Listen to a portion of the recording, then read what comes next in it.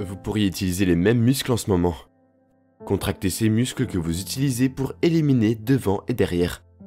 Et si vous soulevez ces muscles, vous soulèverez votre plancher pelvien et votre périnée. L'une des questions les plus fréquentes que nous recevons au sein de notre communauté, en particulier de la part des élèves débutants, est la suivante. Comment dois-je faire la respiration ? Et avant de répondre sur comment faire la respiration, demandons-nous pourquoi faire la respiration et les raisons de la pratiquer. Donc, le but de la respiration est de sortir l'esprit du corps, de prendre toute l'énergie qui existe dans nos 3 premiers centres, l'énergie que nous utilisons pour créer une vie, cette énergie sexuelle, toute l'énergie que nous utilisons pour digérer les repas, toute l'énergie que nous utilisons pour surmonter une menace ou un défi dans notre environnement, toute cette énergie qui se repose dans nos 3 premiers centres et de ramener cette énergie de nouveau dans le cerveau. Maintenant, pensez à ça. La conscience de la plupart des gens, l'énergie de la plupart des gens, les pensées et les sentiments de la plupart des gens envoient continuellement de l'énergie sous forme de pensée. Maintenant, gardez à l'esprit, chaque pensée a une fréquence. Chaque pensée a une énergie. Chaque pensée est portée par une énergie. L'information est transportée par une fréquence. Chaque pensée que vous pensez produit un champ énergétique. Donc, les pensées de la plupart des gens sont connectées à leurs 3 premiers centres. Et les 3 premiers centres sont les centres de survie.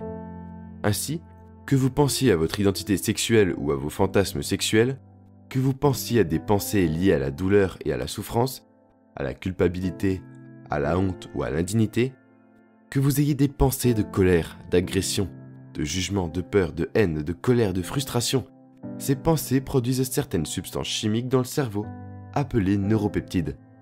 Ces substances chimiques commencent alors à signaler différents centres hormonaux. Et ces centres se remplissent d'énergie. Tout comme lorsque vous avez une pensée sexuelle d'un seul coup. Si vous avez un fantasme sexuel, certains neuropeptides sont libérés pour signaler votre centre premier. Et tout d'un coup, l'énergie se déplace dans ce centre. Et une fois que l'énergie est dans ce centre, vous admettez des informations de ce centre dans le champ.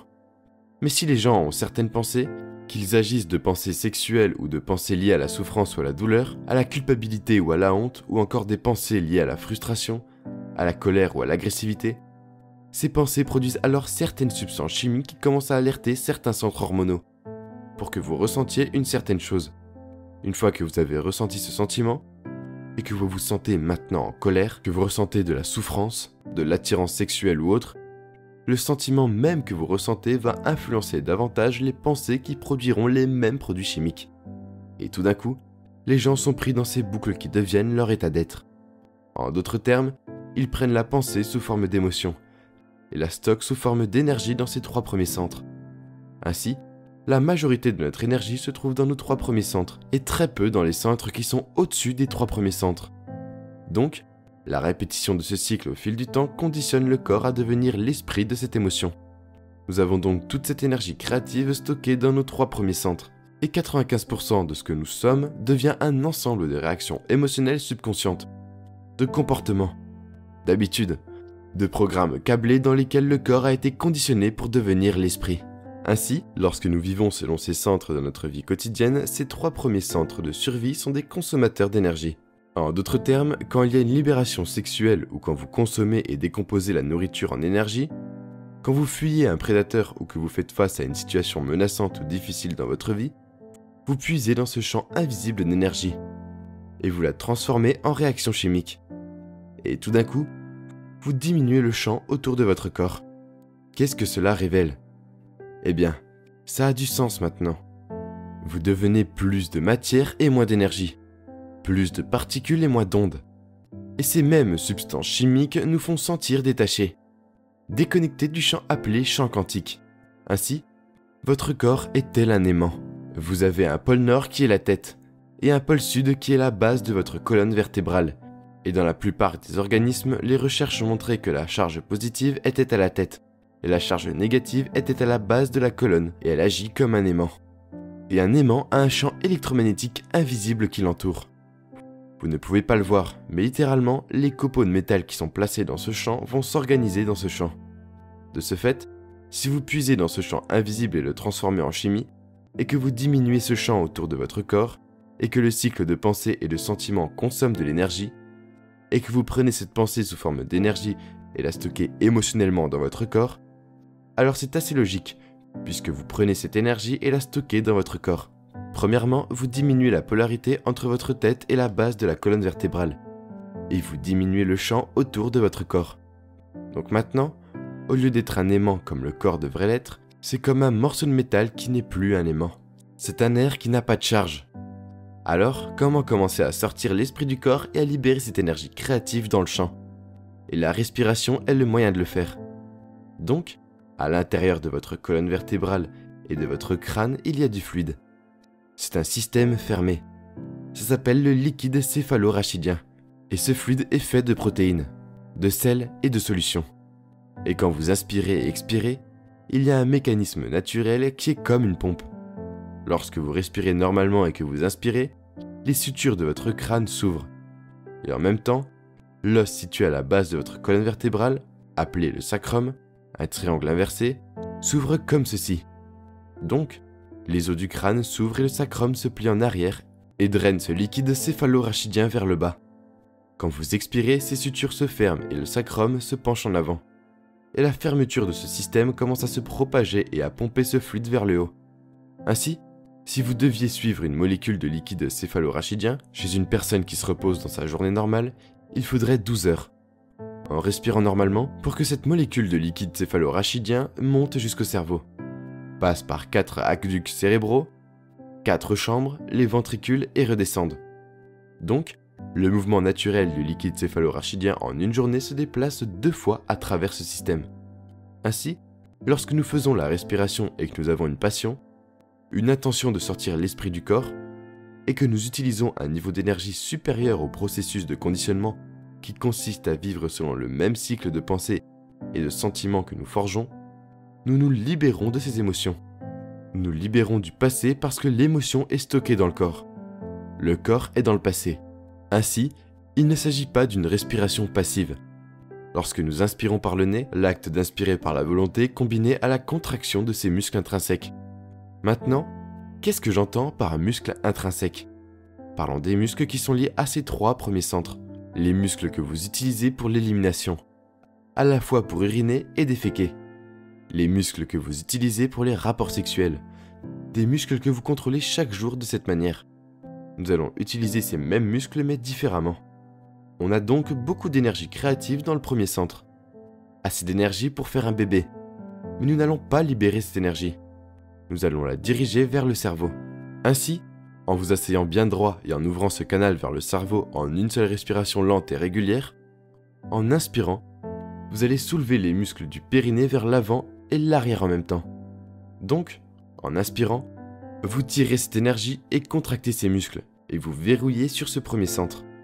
Et vous pressez et extrayez cette énergie. Ça va alors dans le premier centre. Puis vous dirigez votre respiration dans le second centre. Et en dirigeant votre respiration dans ce second centre, vous restez bloqué sur celui-ci. Et la façon dont vous le verrouillez en rentrant votre nombril, près de votre colonne vertébrale, vous le tirez vers l'intérieur. Donc, vous aspirez le premier centre, puis vous rentrez le deuxième centre. Vous retenez toujours votre respiration lentement et régulièrement. Puis vous le tirez vers le haut dans votre abdomen supérieur et vous verrouillez le centre ici. Désormais, vous retenez ces 3 centres inférieurs. Et quand vous serrez ces muscles, vous commencez à pousser le liquide céphalo-rachidien vers le haut. Vous dirigez votre respiration dans votre poitrine avec les épaules basses. Vous la dirigez ensuite à travers votre gorge, en redressant votre colonne vertébrale, pour la diriger jusqu'au sommet de votre tête. Maintenant, là où vous donnez votre attention est l'endroit où vous placez votre énergie. Donc vous voulez que cette énergie se déplace directement jusqu'au sommet de votre tête.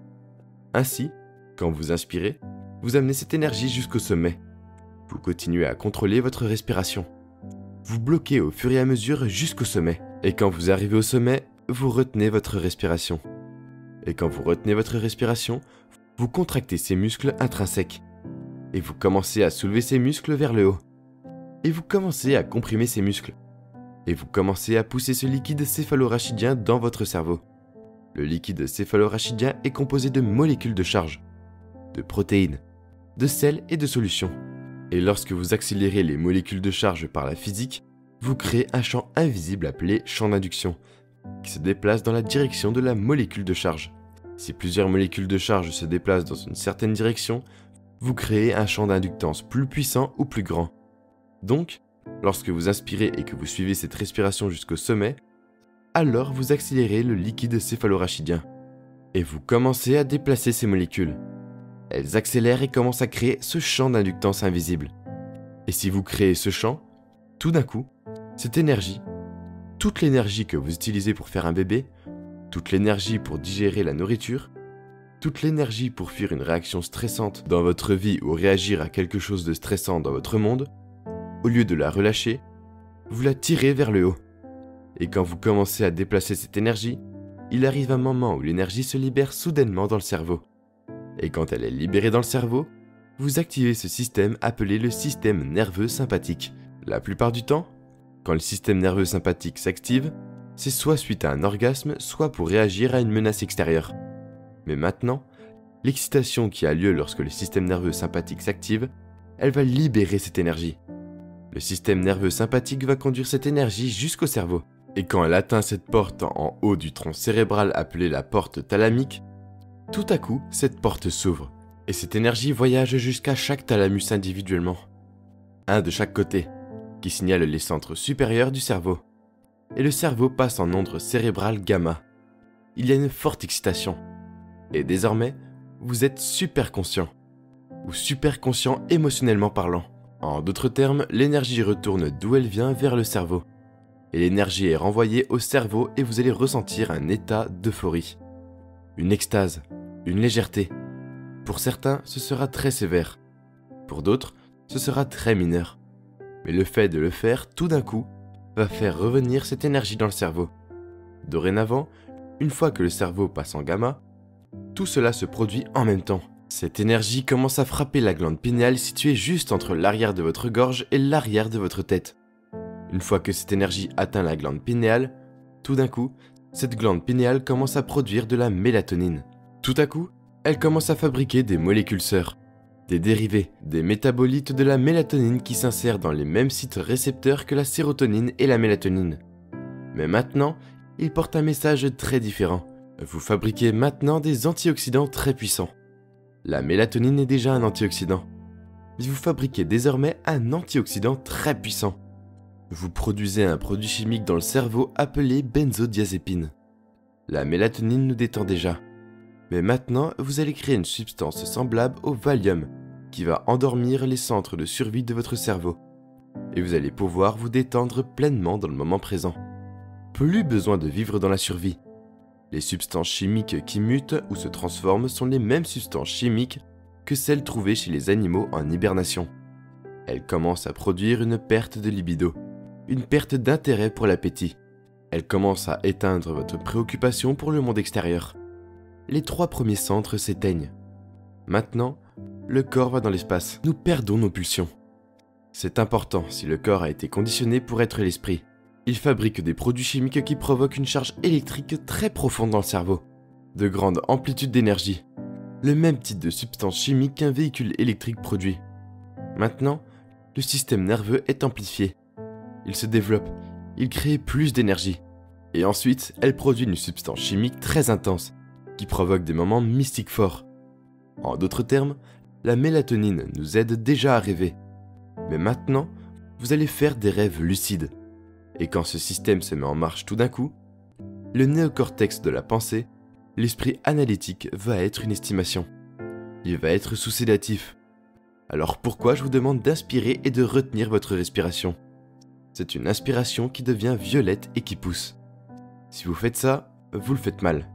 C'est une respiration lente et régulière. Et vous suivez cette respiration jusqu'au sommet. Soit jusqu'au sommet de votre tête, soit vous mettez votre attention sur l'endroit où se trouve la glande pinéale entre l'arrière de votre gorge et l'arrière de votre tête. Maintenant, quand vous inspirez, cette inspiration est très lente et très régulière. Ce n'est pas une inhalation et une poussée. C'est une respiration lente et régulière. Et vous contractez ces muscles et vous les coordonnez. Vous suivez votre respiration jusqu'au sommet de votre tête. Et une fois arrivé au sommet de votre tête, je vais vous demander d'inspirer un peu plus. Et quand vous tirez vers le haut, vous allez verrouiller ces muscles encore plus bas et vous les soulever.